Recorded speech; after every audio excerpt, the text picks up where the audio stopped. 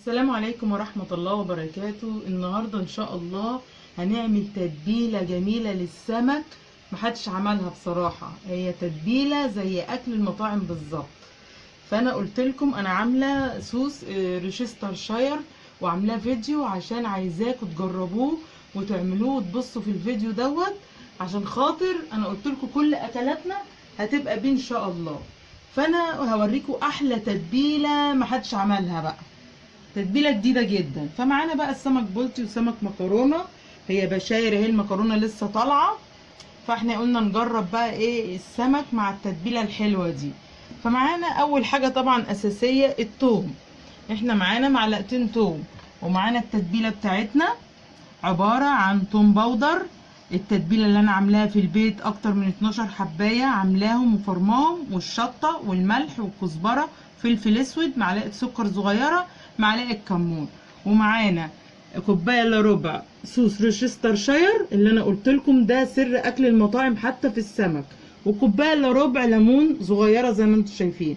ومعانا الدقيق بتاعنا عباره عن نص كيلو دقيق، معاهم معلقه بيكنج باودر صغيره، معاهم معلقتين نشا، معاهم معلقه كركم وكاري ومعلقه كاري. فده كله هنخلطه ببعض لما ايه نتبل السمك ونقعده حوالي نص ساعة في التتبيلة. فهنجيب طبق بقى كده مع حضراتكم ونحط ايه التتبيلة بتاعتنا كلها. دي بقى تتبيلة جميلة. وبصوا يعني انا بقول لكم الصوص ده محدش جربه في اي اكلة في اي فيديوهات من اللي بتيجي. والثوم بتاعنا والصوص الجميل بقى اللي هو سر اكل المطاعم في كل حاجة حتى في السمك. وكوبايه الا ربع ليمون. هنقلب بقى كل الحاجات دي كده مع بعض زي ما انتم شايفين. بصوا منظر التتبيله حاجه جديده بقى، ما احنا بنعمل سمك والناس كلها عارفه تتبيله السمك العاديه، لكن لما تضيفوا بقى الحاجات الجديده دي هتلاقوا الحاجه طبعا ليها طعم وريحه، واكنكم بتاكلوا في مطعم بالظبط، واكبر مطعم فيك يا مصر او في اي بلد بيعمل الايه التتبيله دي. فاحنا بقى هنتبل مع بعض كده. هنمسك بقى السمكية كده وناخد التتبيلة الحلوة الجميلة دي زي ما انتم شايفين. طبعا بقى على حسب الرغبة، انا حطيت معلقتين ملح كبار مع التوابل اللي انتوا عارفينها دي. بصوا التتبيلة منظرها. فانا هاخد بقى السمك كده البلطي. بصوا انا عاملة السمك سنجاري فتحاه كده، بحب اقليه كده بقى، بيدي بقى طعم في التتبيلة وطعم في الاكل. السمك بتبقى ايه زي مقرمشه وجميله لما نفتحها ونقليها بالمنظر ده.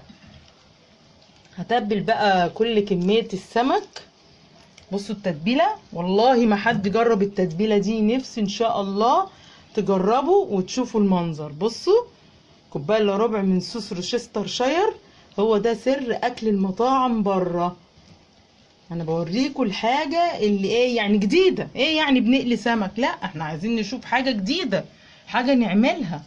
فانا هتبل بقيت كل كميه السمك وهسيبه نص ساعه بالتتبيله تشرب منه، وبعد كده بقى ايه هنحطه في الدقيق ونقليه قدام حضراتكم. وهنعمل شويه رز خلال الفتره اللي احنا ايه سايبين السمك يتبل. فهعمل معاكم شويه رز برضو للسمك، حاجه جميله كده وبسيطه هنشوفها دلوقتي. هنعمل الرز بقى معاكم. احنا حطينا بصلايه مقطعينها اهو زي ما انتم شايفين، وبنحمرها في الزيت يا دوبك بس تصفر، احنا عايزينها تصفر. فانا هقلبها شويه عقبال ما تصفر عشان اقول لكم نحط عليها ايه عشان يطلع شويه رز ايه حلوين وناكلهم مع حبه السمك الجمال دول ان شاء الله. ادي البصلايه بتاعت الرز عملناها اهوت، الحمار بتاعها زي بتاعت الكشري بالظبط. فهنحط التوابل بتاعتنا ملح وكمون وكاري وكركم وبودرة المرق اللي انا عاملاها في البيت، ويعني ان شاء الله تبصوا برضو على الفيديوهات وهتلاقوها. هنحط كل ده مع بعض كده ونديها تقليبه، ونكون احنا بقى مسخنين ميه. بصوا المنظر، البودرة بتاعت المرقه هتدي للرز حاجه جميله جدا وجديده، حاجه جديده. حطينا الميه اللي هي سخنه.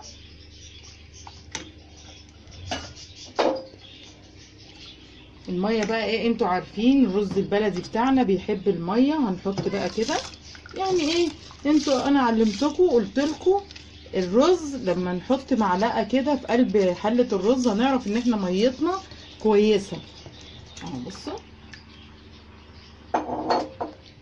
نقلبها تقليبه حلوه كده. بصوا اهو، نحط المعلقه كده اهي كده، تبقى ايه الميه بتاعتنا حلوه في الرز طالما المعلقه ثابته كده. ده ايه للبنات اللي لسه مش عارفين الميه قد ايه، ساعات رز ياخد ميه كتير وساعات ما ياخدش، فانا بقول لكم يا دوبك نغطي الرز ميه ونحط المعلقه كده بتاعتنا ثبتت، يبقى احنا ميتنا حلوه ورزنا هيستوي على طول ان شاء الله.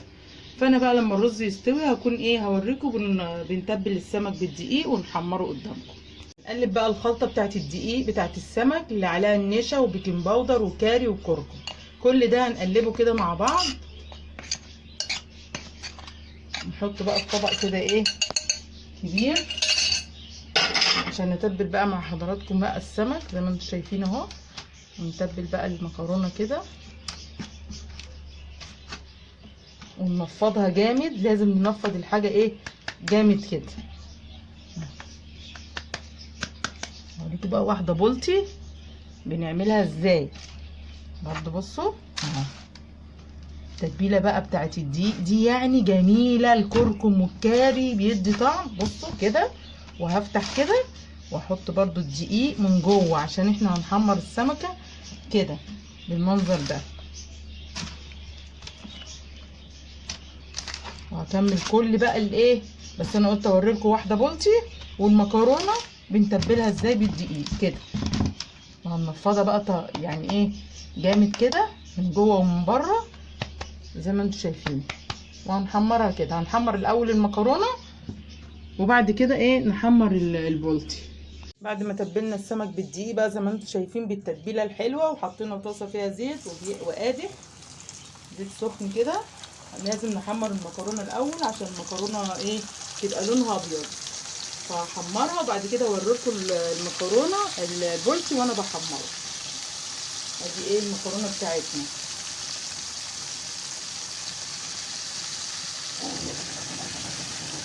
ما تاخدش سوا جامد المكرونه على النار، لما تحمر هوريها لكم. بصوا السمك بقى بعد ما اتقلى، بصوا شكله وجماله، والكركم والكاري في تتبيله الدقيق يعني بيدي بصوا شكل جميل وطعم، غير التتبيله بقى اللي احنا عاملينها مع بعض.